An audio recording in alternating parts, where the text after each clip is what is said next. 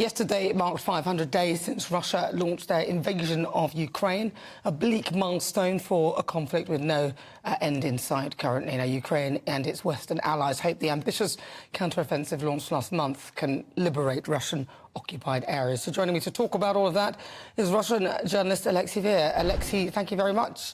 Good to see you again. Alexei, so talk to me about what's going on at the moment, because Biden and his cluster bombs. Hello, Nana. Yes, earlier this week, U.S. President Joe Biden finally approved the supply of cluster bombs to Ukraine.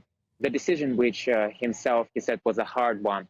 And I just remind you that cluster bombs are considered an inhumane kind of weapon, banned in most countries, but not in the United States. Actually, the United States has been using cluster bombs in most conflicts since the war in Korea, and they're probably supplying the same cluster bombs they still bombed Vietnam with.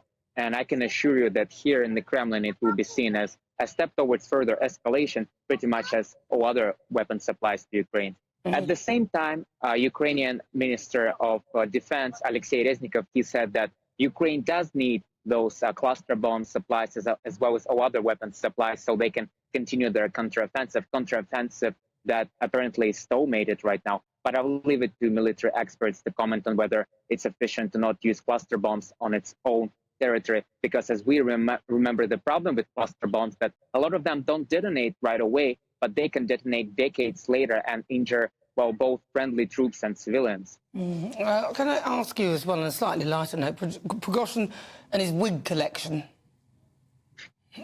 That's a good one.